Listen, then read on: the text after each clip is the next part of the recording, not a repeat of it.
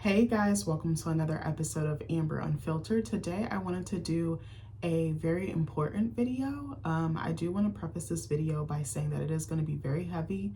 It's going to be emotional. I will be cussing, just a fair warning. This is a topic that I feel really passionate about, and I feel like I need to speak up on it, and it probably will get a little political, just fair warning. So if this kind of stuff kind of bothers you, then you can probably just go to another video. This is very important to me. Like I said, it has been on my heart. I feel called to speak out about it, or I feel called to speak on it, I should say. I had to do a lot of prayer and just meditating before I did this video. I actually did a little bit of deep breathing too, just to kind of center myself. Because I think it is a very hard topic, and I think it is a very prevalent topic. Something, that happened so many years ago is still devastating people to this day. And I just want to make sure that I, do this video with very good intentions, with authenticity, with purity, with love. But yeah, I just wanted to kind of preface it with that. I might seem a little bit down because this is pretty hard to talk about. Even though this didn't happen to me, this happened to someone else. This is someone's reality, and this is someone's pain. And I want to be careful to protect that, but also to honor that and validate that. So today I will be talking about the newest documentary that just came out on Netflix. It's called Katrina, Come Hell and High Water. It just came out on August 27th, which I believe, let me look at the calendar. I think it was like last Wednesday, excuse me. I couldn't remember the day. So I wanted to talk about this because, like I said, it means a lot to me, and I can't really let this go, and something is just calling me to speak on this. So it was directed by 3 people. It was directed by Gita Gambier. I'm not familiar with her. Samantha Knowles and Spike Lee. Spike Lee did the last episode. The first one was directed by Gita, and the second one was directed by Samantha. It explores Hurricane Katrina. Excuse me, I keep looking down because I have my laptop. It explores Hurricane Katrina from the perspective of those who survived the storm, how their life changes the result, and the impact of the storm 20 years later. I didn't realize that it was 20 years later to the day when they released this, and I think that is honorable to... Actually, I don't even want to say honorable. I feel like I don't even know how to say it. Like, I feel like so stuck. I might be talking slower and might not be as animated because I want to be careful with my words. But anyway, I wanted to kind of go over the details a little bit, just like what the film was about and who produced it and that sort of stuff. So it was produced by Spike Lee, Gita Gambier, Sam Pollard, Alyssa Payne. The production companies behind it were 40 Acres and a Mule Filmworks and Message Pictures, and it was produced, or is on the streaming network of Netflix, or it's on Netflix, I should say. But yeah, this documentary, it broke me in so many different ways. Like, I really can't stress that enough. I wanted to show you guys the cover because it just, it like wrecked me, literally. It literally wrecked me. I can't explain it any better than that. So I kind of wanted to talk about different things that I noticed and that stuck with me as a viewer, and as a Black woman, and as someone seeing another Black person suffering, especially a mass group or a massive group of Black people suffering. It kind of does something to your mind. It does something to your spirit and your heart. Like, if you watch this documentary and don't feel anything, like, you are not human. Like, I can't stress that enough. So I'm going to be going through different points. This is going to be a long video, just fair warning. I have like 10 pages worth of notes. It's probably going to be like broken up in 2 or 3 videos. Like I said, again, my energy is a little bit different just because I want to take grace and care with this.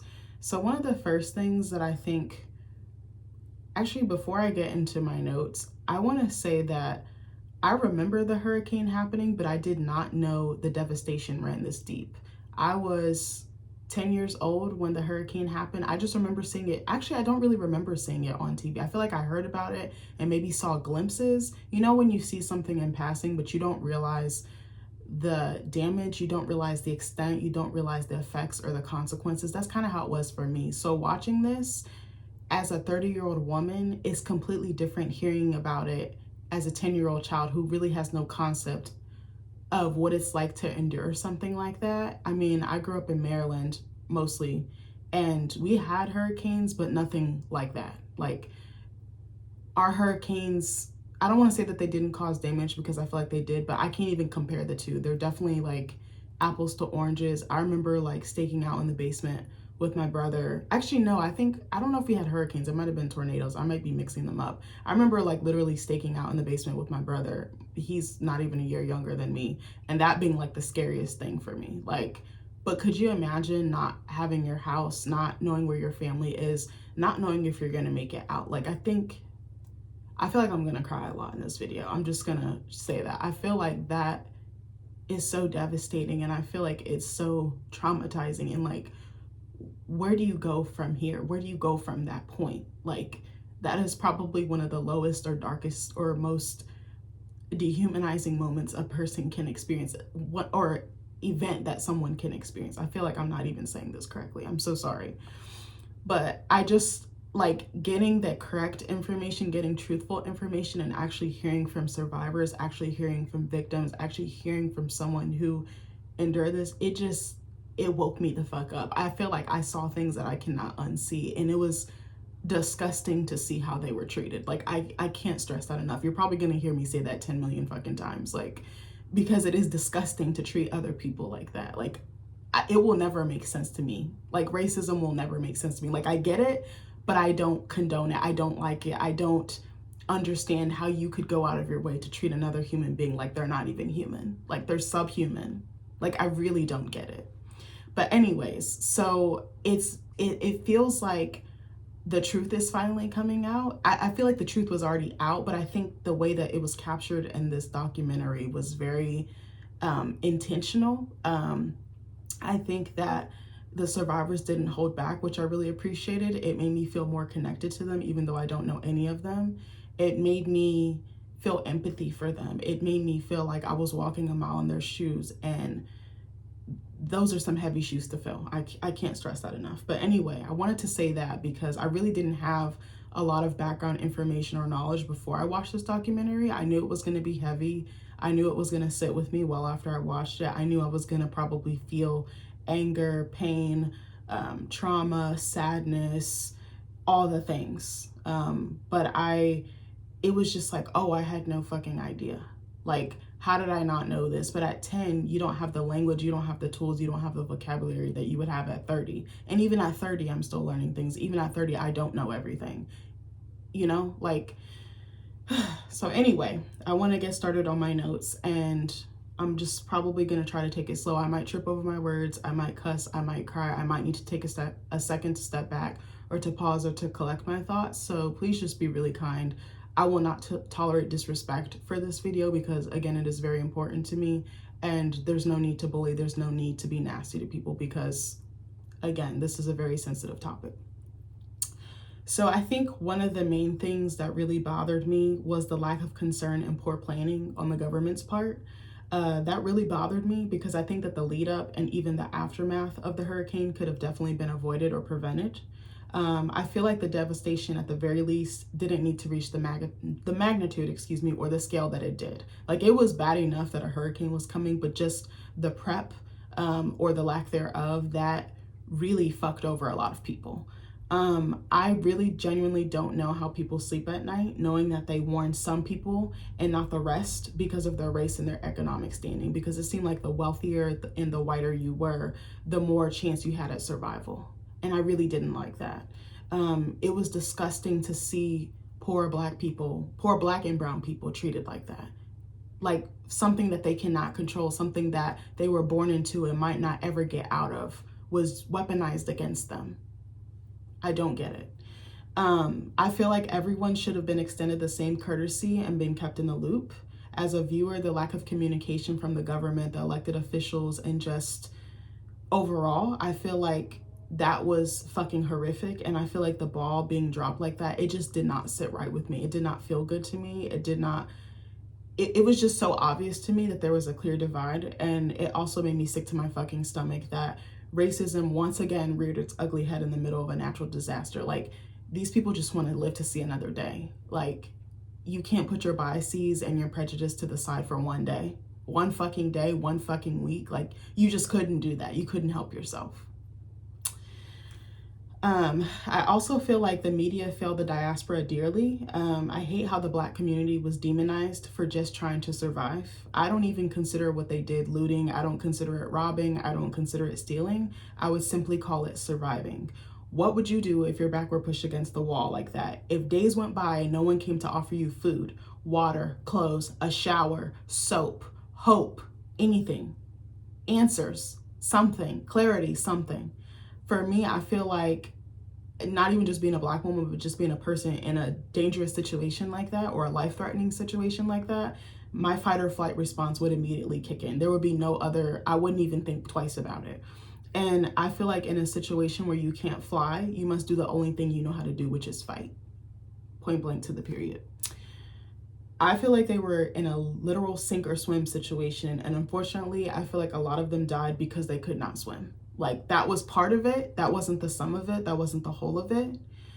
But I just want to stop and take a moment and step back. And I really want to kindly encourage more Black people to learn how to swim. It is a very important life skill.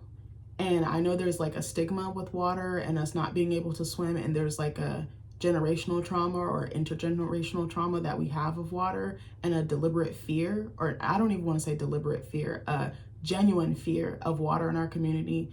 But it really is so handy. It really is just so helpful. Like, I can't stress that enough. And like, you never know when you're gonna actually need it. And like, I know it doesn't have anything to do with this topic, but like, I think of someone like a Malcolm Jamal Warner. I don't know if he knew how to swim or not, but I like wonder at the back of my mind if he had known how, and if he had like, I don't even know how to finish my sentence. I'm so sorry. Like, I just feel like, just try. Like, I know it's hard, and I know it's scary, and I know it's not the norm, but I want more of us to try, and I want more of us to live. Like, I want more of us to live.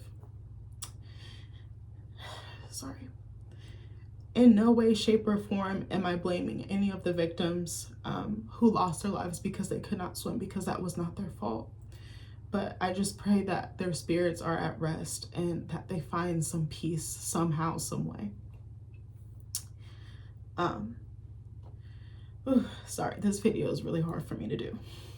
Something else that was very eye-opening to me was that those who didn't come from financial means or stability could not even afford to evacuate New Orleans.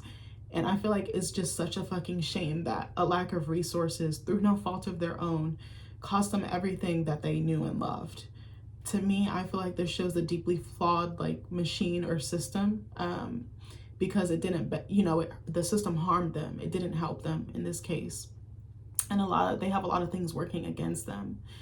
I also said that I wonder what kind of job opportunities or wages and opportunities for advancement, like in their careers, in their jobs, were like at the time, or if they even existed at all. Because to me, if you don't have the money or a car, or, I don't even want to say simple things, because those basic things are sometimes a luxury for someone else. Like, they might not have access to it. I forgot what I was about to say. I'm so sorry. Like, to me, it shows if you can't even afford to get out, if you can't even buy a bus ticket, buy a train ticket, buy a plane ticket, like, that exposes a larger problem to me, that they're not being paid enough, that they're not being valued enough, that they're not being acknowledged enough, that they're not being compensated enough. And why is that their fault? It's not. And I was thinking about like different scenarios, like, don't let you be in debt, don't let you have a family to provide for, don't let you struggle to put food on the table just day to day or week to week, or even be taking care of another household financially or in some other capacity. Like, it is really hard out here. It is really hard, like, not just with inflation, but just in general, to sustain yourself. And then to let you have another person or multiple people that you're taking care of, that just adds more burden, because you're like, how am I going to do this? What do I have to do? Some people with their backs against the wall, they're going to turn to desperate times, call for desperate measures. They're just going to turn to that mentality because they don't want to drown. They want to swim. They don't want to sink. What I noticed too in a lot of the never before seen footage was the fact that a lot of people who lived in poverty didn't even have a car or another form of reliable transportation. I think a lot of them were using public transportation or public transit, and if that's cut off, that's their lifeline. Like they don't have any support. They don't have anything to ground them to help them out. Like that's kind of fucked up. Like you're fucked either way you look at it. So I feel like even if they wanted to get out, they really couldn't. And I feel like poverty was not only a barrier to entry, but also a barrier to refuge, to safety, to sanctuary, to a safe haven. In a way, I feel like their poverty confined or detained them. And it was almost like a prison in the fact that it kept them in, but it never allowed them the opportunity to get out.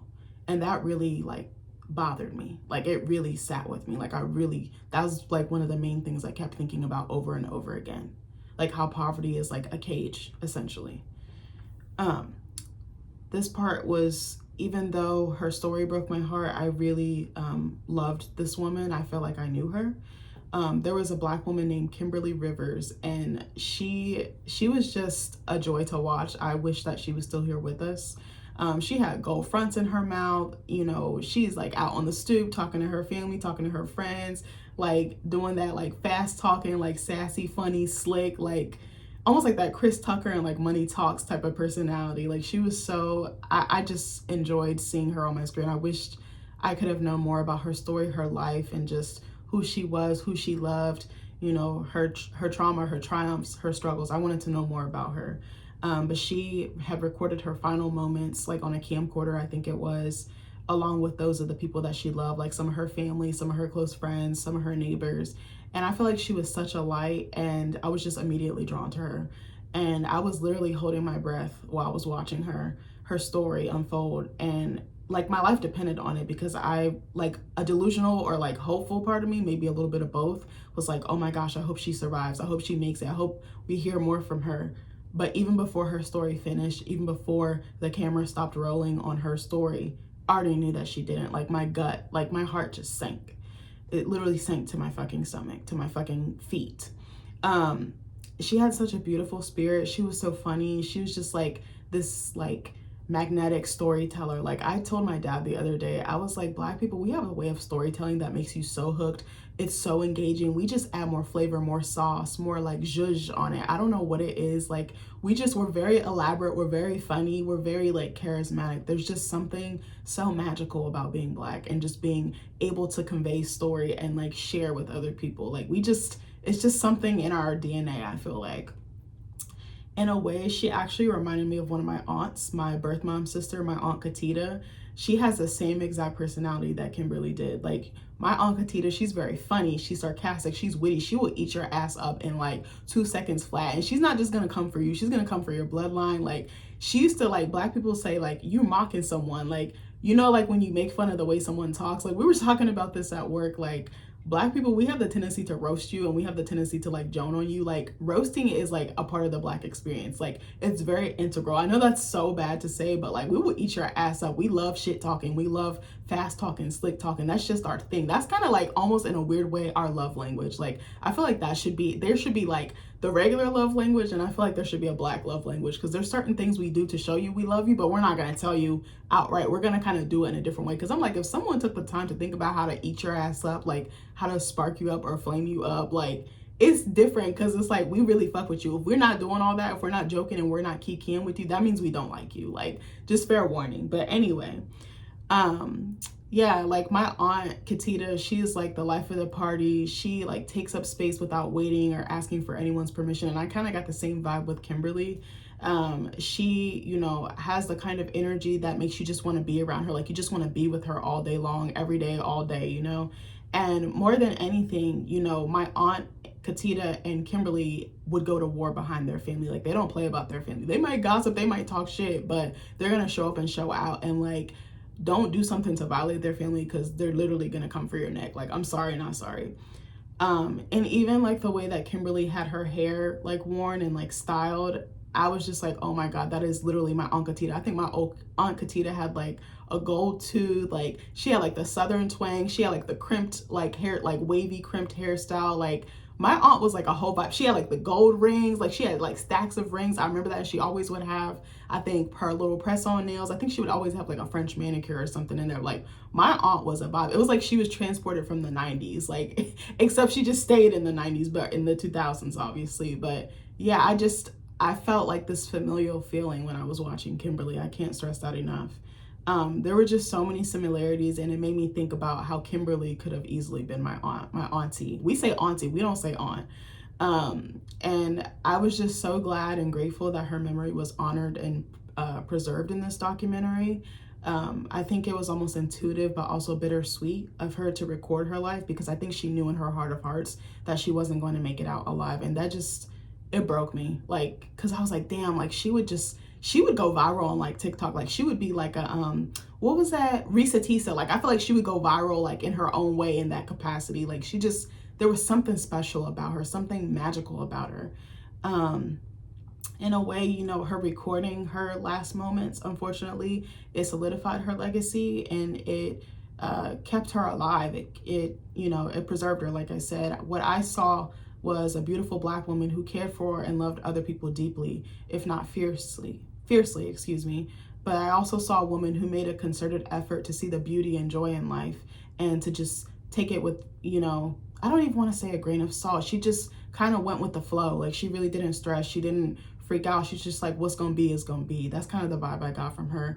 Even when times were hard, even when they were uncertain, even when her faith might have been shaken or tested, I saw someone who stood 10 toes down, and she was very rooted. She was very grounded. I feel like she stood her ground, and she never left her post. She never left her position or the one she left behind. And for me, that was incredibly powerful to witness, even though she's no longer here with us, like I said. So rest in peace to Kimberly, and rest in peace to her family. I will never, ever forget you. Like, oh, I just absolutely adored that lady. This part was so scary to me, but there was a scene where residents were describing wading in the water that was literally waist deep, if not higher, and how there were literal like animals or things in the water or outside factors in the water that could have hurt or killed them, like poisonous snakes, excuse me, and gators. And I didn't even think about that until they said it, but if you really think about it, New Orleans is actually surrounded by marshes, swamps, and wetlands. So can you imagine the type of shit that's floating in the water and you're literally just trying to survive? Like, can you imagine even, you know, you're not even thinking about what's in the water. You're not even thinking about, oh, I could be attacked, I could be killed, I could be dragged under. Like, you're not even thinking about that. You're just like, survive, survive, survive. That's literally all you have to tell yourself. And keep calm. That's the best thing you can do when you're in water, is keep calm. As scary as it is and as terrifying as it is, because you're panicking because you're like, I might die. Like, I feel like I'm going to die. Like, but keeping calm is the best thing you can do, because you're saving your energy, you're preserving your breath. I'm not an expert by any means, but that's something that I've learned, because there's been times I've freaked out in the water and I'm like, if I had just remained calm and just like let myself kind of be one with the water, then maybe I wouldn't have gotten so caught up. But I just couldn't imagine that happening and being calm. Like, I know I just said what I said, but I would literally be fucking terrified. Like, I don't do critters, I don't do gators, I don't do, like, I barely can do spiders. Like, any, like, God, I can't talk. Mice, mouses, you know what I'm trying to say. Mice, rats, snakes, I don't do any of that shit. And it's so crazy because I live in the country and I'm like slowly turning into a little bit of a country girl, but like, I cannot do it. I literally found a snake in our house and I never screamed so loud in my house. It wasn't even that big. It wasn't even doing anything. It was honestly chilling. Like, I was like, you gotta go, friend. We had a little bit of a mice problem in our basement like a year or two ago. Bro, I did not go in the basement for 3 days. I shit you not. Like, I cannot do it. Like, so to see like a gator, a snake, one that could kill me or inject me with venom, and I can't go nowhere, like I can't run, I can't go hop in my car, I can't escape safely, like, bruh, I can't. What else I didn't know was that the National Guard was deployed and that guns were being drawn and aimed at survivors of the hurricane. I feel like the Black community was treated as the enemy, when in reality they were the victims of a horrific natural disaster. As I watched different footage of them being neglected over and over again, because I feel like that's what it was, neglect. I feel like it was like gross misconduct as well, which I know is applied more to like sexual harassment and stuff like that, but I think it was like the grossest way to treat a human being. Like, I'm sorry, not sorry. The word oppression kept rattling around in my mind, because I was like, they're literally being oppressed and they can't do anything about it. And I was just like, that's really fucked. That's really fucked up as well.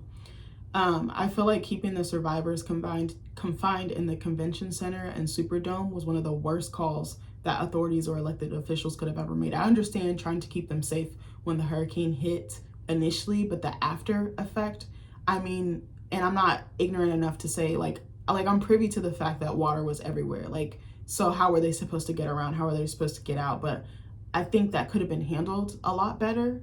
I think that could have been handled more humanely. I just could not imagine not bathing, not eating, not knowing if my family is even alive or dead for that matter, for days at a time. Like, I just couldn't imagine no one offering me or my family a shoulder to cry on or lean on or just a listening ear in my darkest hour, like the worst time of my life, the most traumatic time of my life. I just could not imagine. I couldn't imagine trying to ask for answers, for communication, for clarity, for a plan of action, and just being met with silence, indifference, nastiness, cruelty, or hostility. Like, that's just, you're deliberately choosing to act like this, to respond like this. Even if you don't have answers, tell them, I don't have answers. How hard is it to say that? Hey, we're waiting from higher ups. Hey, we're trying our best. We don't have the resources. We're trying to get the resources. Fucking something. Like, how do you just drop the ball and you just like don't like, yeah, like, how do you do that? Like, I'm not wired like that. I'm very much an empath, and I very much fuck with people, and I try to look out for people, and I try to be kind with people, to people, because literally kindness is free, and you literally do not know what someone is going through. Someone might want to take their life, but maybe by you interacting with them and being nice and seeing them and validating them and acknowledging them, that might make them not do that. That might lift up their spirit. They might be having a bad day, smiling at someone, saying hello, good morning, how are you? Hearing them out. Hearing people out is like one of the most healing things you can do. Like, I cannot stress that enough. I literally couldn't imagine being without power, being in the dark ass fucking dome, like in the dark looking around, and there's people everywhere, but I don't even know if my family is next to me. I don't know if there's water next to me. I don't know if there's something else that I don't even know is there next to me. I literally couldn't imagine walking on a highway for miles and miles in the dead of summer at scorching hot temperatures and hoping I don't fucking collapse or worse, die. Or even my kids, or even my husband, or even my mother, my grandmother, my aunt, whoever I have with me that I'm trying to save. Like, could you imagine that? Because I can't. Like, I can't begin to imagine like the depth of that. I can't even wrap my mind around it, because it doesn't, it's not, I don't even want to say it's not normal. It's not okay. It's dehumanizing as fuck. I couldn't imagine seeing dead bodies all around me and having to press on or push on, because literally my life is at stake. My life depends on it. My family's life depends on it. If I freak out, they freak out. So I have to remain calm. I'm trying to get us to the next day, the next hour, the next fucking minute. And there's no fucking food. The thing that I need to survive. There's no water even. I could go without food, but water? That's a basic necessity, and yet and still, and the irony is that they were surrounded by it, but they didn't have access to it. How fucked up is that? Like, I feel like, you know, do you even, like, can you even comprehend how scary or traumatizing that is? Because I truly can't. Do you know, like, what type of emotional or psychological damage that would cause a person? Like, I really still can't wrap my mind around it.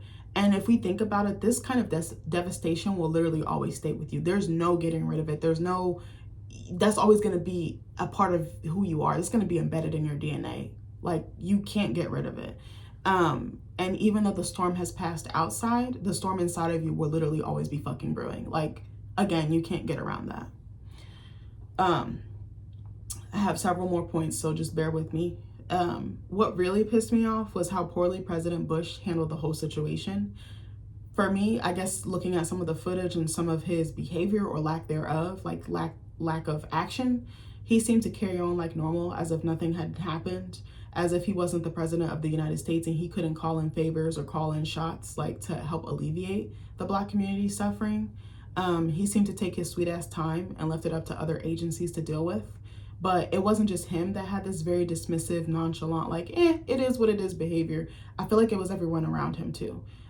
His lack of compassion or empathy seemed to have like a trickle-down effect. I firmly believe that how leadership acts at the highest level will be mirrored at, you know, the lower end or the middle end. This sort of reminds me of corporate America, because the same culture or mindset is practiced by those in positions of power and within its infrastructure. And I'm going to elaborate on that in a second here. So To me, corporate America is more than comfortable with using and abusing the diaspora for their innovation, for their labor, for their productivity. But when it comes time to actually do the work, to advocate, to elevate, or support them, they're nowhere to be found. Like, it's just fucking Jiminy Cricket, okay? I feel like poor behaviors such as racism, sexism, and other forms of discrimination, like bullying, hostile leadership, or hostile work environment, and wage gaps are perpetuated by CEOs, directors, presidents, vice presidents, anybody in executive leadership or senior leadership. But then what kills me is that it's mimicked or mirrored or imitated or repeated by their managers, their supervisors, their team leads. So maybe like middle level management. And then that is then felt by the worker bees who are actually doing all of the work, but receive little to no recognition for their efforts. But then their efforts continue to make the executives at the top, who barely lift a finger, richer and richer. It's like the same concept, I feel like. In this case, there's not, I don't want to say in this case there's not money involved, but I definitely feel like there's a they, them, or us versus them type of perception, I guess, or bias. I feel like everyone from the mayor of New Orleans, which is Ray Nagin, who I was so disappointed in. I was like, how are you a black man letting your black people suffer like this? But I'm sure I'm not condoning it and I'm not excusing his behavior or lack thereof. I feel like there's probably more behind the scenes that was going on that we don't know about. But again, it was inexcusable. I still don't condone it. I feel like everyone from him to the FEMA director, Michael Brown, to the governor of New Orleans at the time, Kathleen Blanco, to the fucking Army Corps of Engineers, to Bush and his raggedy ass administration. I feel like they utterly failed the black community. Like, there's no getting around that. They fucking failed us. They fucking failed them. So many lives were literally senselessly lost because of them. So many families were ripped apart because of them. So many homes and generational wealth were lost and will never be recovered ever again because of them. And they don't even fucking care because it's not them. It's not happening to them. They don't have any compassion for their fellow human being. It just is what it is. Like I said, what I said. And I don't get political on my channel, but that will probably be one of the one instances that I do, because the proof is in the pudding. I definitely think that the media, especially news stations, did a number on the people of New Orleans as well. The way that the survivors were portrayed was brutally dishonest, misleading, and absolutely racist. If anything, I feel like the news crucified the black community to no end. And I think it was it Soledad O'Brien who appeared in the doc? She said even she participated in it. And I was proud of her for holding herself accountable, but wish she had a different take. But she was being fed misinformation. She didn't fucking know any better. Now she does. At least she has the knowledge and the vocabulary and the tools to understand better. And I feel like the news seemed to jump at the chance to call us animals or thugs, and I fucking hated that shit too, because I was like, they're not animals, they're not thugs, they're literally crying out for help and no one seems to give a fuck. I kind of said that in my next note, so I'll skip to the next part. Beyond that, I feel like their pain was not even acknowledged, it wasn't even believed, it wasn't even validated, and that's literally a feeling I know all too well. Like, I'm so familiar with that feeling, and I fucking hate that for me. People seem to think that we're making racism up, especially white people, and it's ironic given that I'm married to a white man, but I know what I know. People seem to think that we are making it up, or our experiences with it, or our interactions with it, or our, what was I gonna say? I don't want to say symptoms. I would say like our experiences or our interactions with it. But they think we're making it up, but in reality we're not. Even though what we go through tends to be more felt, it's more like intangible. Like, we can feel it, but we can't necessarily prove it. We don't have concrete evidence. And sometimes racism can be seen, but it's more of like a feeling. It's more of like, it's more of a feeling. It's more like happening directly to you. It's like an attack on your character, your culture, your identity. It is very real, and it is a fucking nightmare. By nature, black people tend to be very creative. We tend to be very artistic, but we aren't creative enough to make up stories about someone abusing us because of our culture, our skin color, our race. Like, we're not that fucking creative. Sorry, not sorry. Racism is not fucking make-believe. We don't make this shit up in our heads. It's something we feel deeply in our fucking bones, in our guts, in our hearts, in our minds, in our spirits.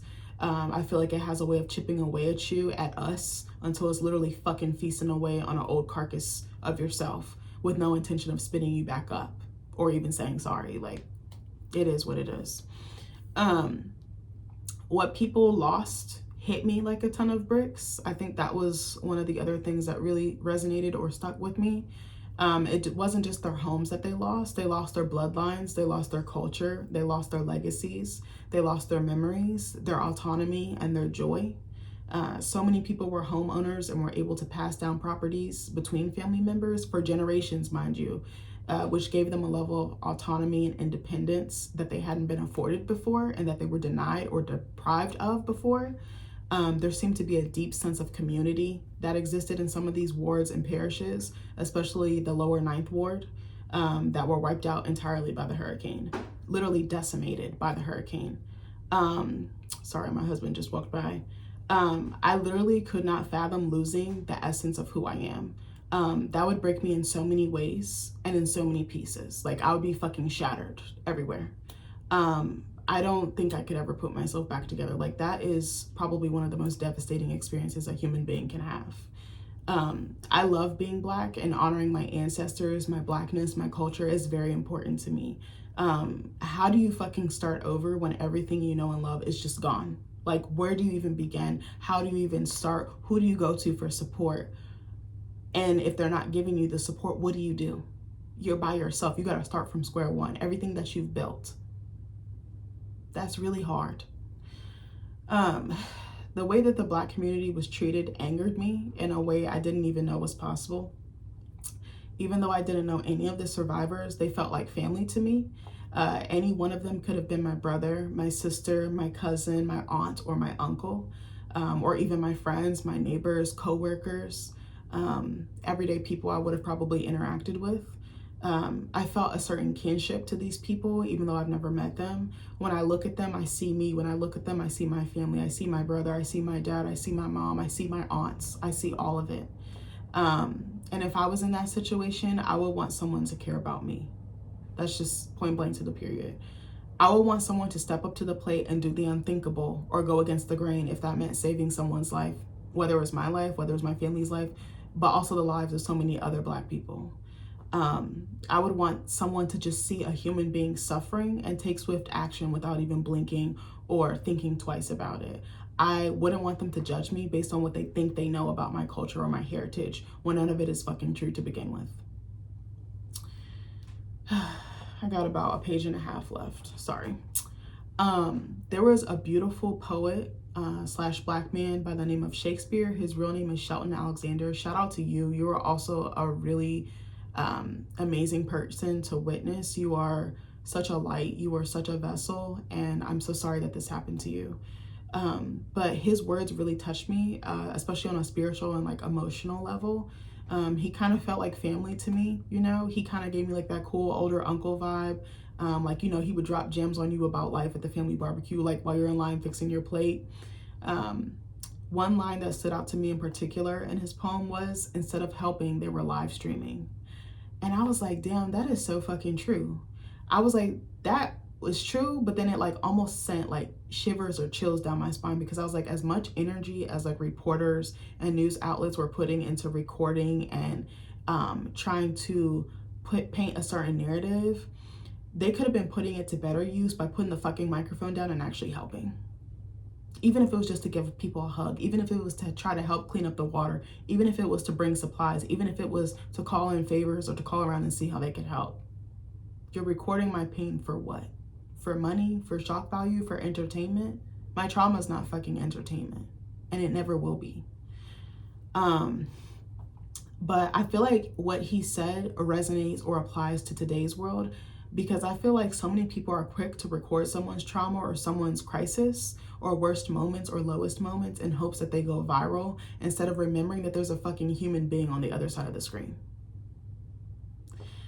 And my thing is, like, if you can't help, then maybe you can still, you know, maybe call the police. And I know that Black people were kind of very apprehensive of the police because they tend to be racist and because they tend to have biases. Not all, but a huge majority. If you don't want to do that, then maybe you can try to support them in a different way that keeps you safe, but also offers that person relief, that, you know, whether it's temporary, whether it's permanent, you know, from their situation.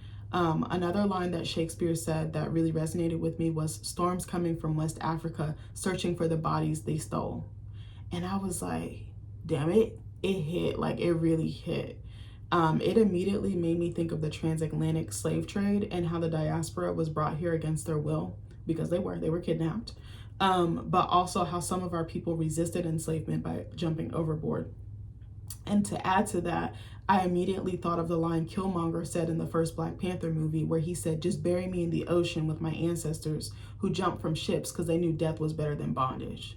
And I said, in a way, our ancestors took back their power by jumping. Even though they were technically committing unaliving, they were taking their power back because they weren't just going to go with what their oppressors forced on them. And yeah, forced on them. I was going to say like something else, but I think I lost my train of thought. But I think that they knew what lay ahead on the horizon, what waited for them on the shore was worse than death, because it stripped them of their Blackness, it stripped them of their identity, it stripped them of their freedom, their liberty, their Blackness, their Black expression, their cultural expression. They literally were forced to assimilate. They were forced to adapt to a culture that didn't want them there to begin with, but benefited from them being there, which is crazy to me to think about.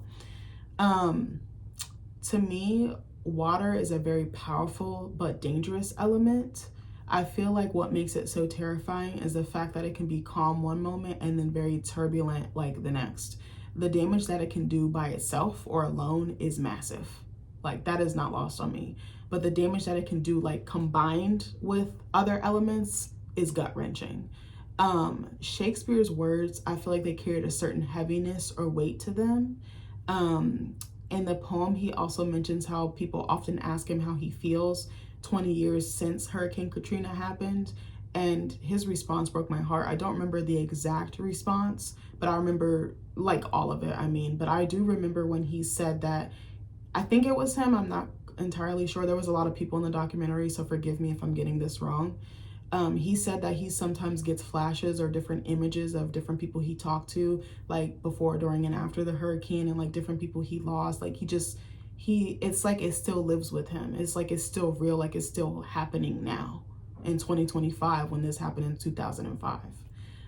It made me wonder if he had PTSD, because that day was so critical and it changed him for the rest of his life. And I don't know his journey, like especially with his mental health, but I hope and pray that he's gone to therapy or found another way or another outlet to heal, because that is such a devastating thing or devastating event to go through.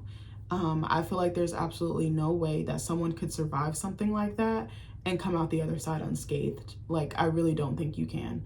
I would never probably want to set foot in water ever again, like if I'm being completely honest with you. And I can't speak for any victims or any survivors, but that would be my initial thought. Like, I'm not going on no cruise, I'm not going to swim, I'm not doing nothing near water. Probably even like a rainstorm or a thunderstorm or anything in that nature. Like, I wonder what climates that they live in now, because I probably wouldn't want to live anywhere where there's a lot of water, whether it's from the air or from the ground. Like, it is what it is. But I don't know, again, I can't speak for them, but that would just be my instant reaction, I feel like.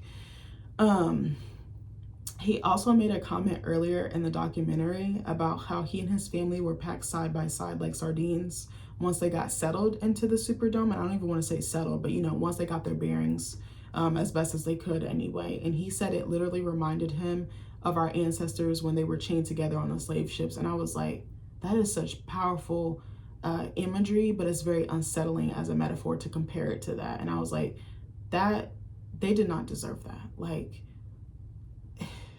I still can't get over enslavement sometimes. Like, I'm like, why would you treat someone like that? Why would you brutalize them like that? For what?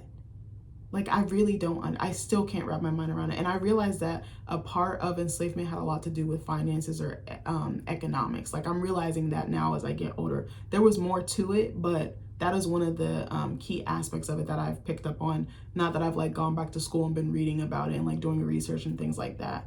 A lot of the things that happened then are still happening now, and they're still somehow interconnected. I think there's a lot of generational trauma that unfortunately the Black community has, and it's going to take centuries for us to get through it, to work through it, to heal from it, to rectify, and to get that leg up. Like, sometimes I wonder if we're ever even going to, but not to be negative, but it's just the honest to God truth. I felt so bad for what Shakespeare, his family, and all the other survivors went through. None of this was right, and they didn't deserve any of this. And I always also want to say that to the people that didn't make it and to the people that didn't survive, like, I feel so bad for them because the odds were stacked against them. Like, it's unfortunate, but they were. Another thing that I found absolutely disgusting was how people were treated in the weeks following the hurricane. I had no idea until I watched this documentary, but at least 5,500 teachers were let go.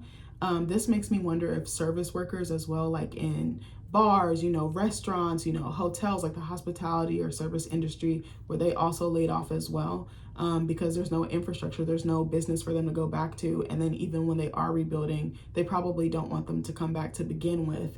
And then they don't have housing, they don't have the basic necessities to get by. They didn't have that to begin with. Well, I don't want to say they didn't have that to begin with. Some of them were struggling financially, and some of them struggled with having a car, having, I don't even want to say that. Never mind. Sorry. I don't know where I was going with that. But I feel like there was a struggle before the hurricane, and there was an even greater struggle afterwards. That's what I wanted to say.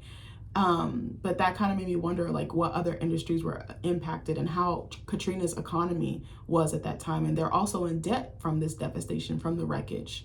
That was another thing that they talked about. I don't really have any notes about that, but I remember they're saying they were like in the potential like millions and billions of dollars in debt. The teachers that were laid off and were staples in the community and these schools or infrastructures were replaced by inexperienced educators from Teach for America, which is like a nonprofit for up and coming teachers, and other nonprofits, I believe. The issue was that these newer teachers or these so-called replacements were unable to connect with their students because they lacked the cultural competency or cultural competence. So they had zero idea about the rich culture, the history, and like the society that New Orleans had to offer, excuse me. They didn't bother trying to immerse themselves in it or to even learn about their new surroundings, about their student makeup or their student population. And I feel like that caused like a divide, that caused a rift. And I also wonder if some of the kids, or if not all of them, especially if it's predominantly Black schools or African American schools, I wonder if the kids were also victims of adultification, because I feel like when you have teachers that aren't POC, they tend to view Black children or Black and brown children through a different lens. They don't view them as kids. They view them as adults. They view them as grown, or they view them as, oh, you should know better. You look older, so I'm going to treat you as such. You should be more responsible. They hold them to a higher standard, and also their behavior is heavily policed. So I also wonder if that aspect came into play. I didn't hear that, but knowing some of the research that I did for my honors class on that, it makes me wonder about that.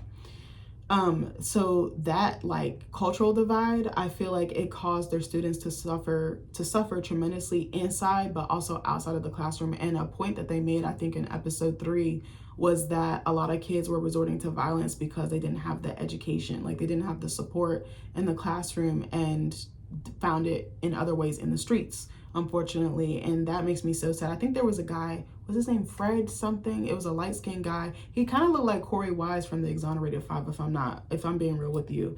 But he said something about like, if you have the education and you have the knowledge and you have the foresight and the wisdom, you wouldn't pick up the gun, because you don't have to pick up the gun to, to get, not to get ahead, but you know what I mean? Like, you don't have to pick up the gun if you know yourself. He was also talking about self-love, and he was saying, I think it was it Wendell Pierce? I think he's an actor and activist, or someone else was saying like, if, what was it? I just lost it. I just had it.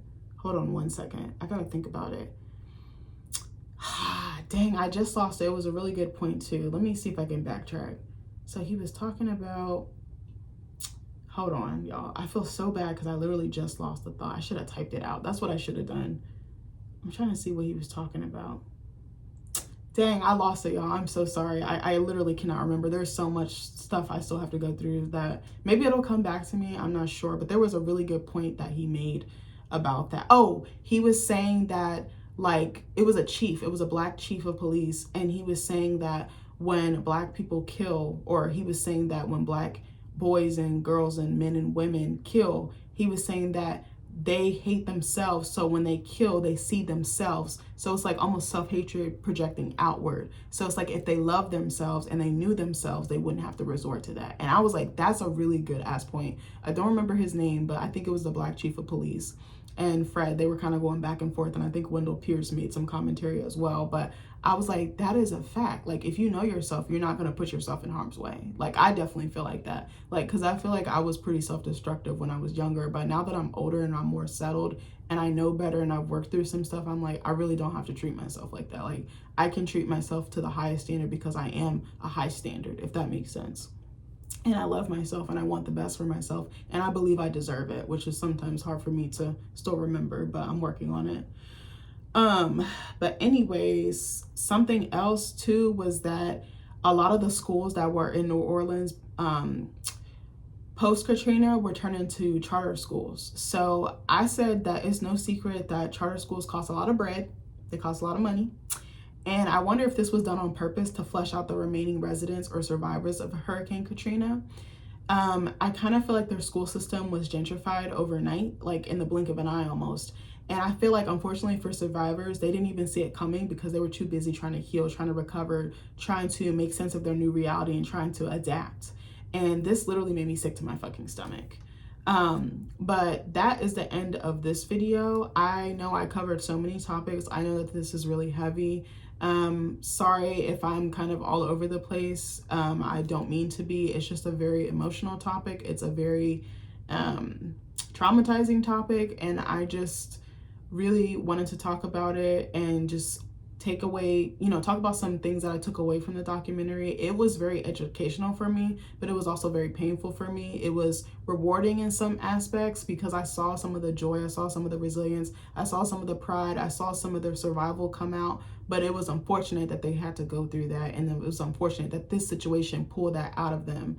I wished that they were looked out for more. I wish that it was handled better, and I wish that they were taken care of. I wish that they were humanized. I think that was the point that I really wanted to make. They should have been more humanized, because I think if they were, actually, I don't know if even them being humanized would have helped enough, because there's other factors at play. But this is the end of my first video. I'm gonna do a second video, and hopefully I can get everything from my second set of notes out in that video. Please be kind in the comments. Please be respectful. Please be respectful not only to me, but also to victims or survivors of the hurricane. Please listen with an open heart. Please, if you have any negative comments, please just keep them to yourself. I will block you and I will delete you like nobody's business. But this is very sensitive. I'm speaking on something I just learned. I don't have all the answers. I don't have all the information, but I felt called and I felt it on my heart to speak up. I hope you guys, I don't even want to say I hope you guys like this video. I hope it enlightens you. I hope it makes you want to get more information. I hope it makes you want to watch it. I hope it resonates with you, but I hope it also teaches you in the way that it teach me. I love you guys, and I'll see you in the next video. Bye.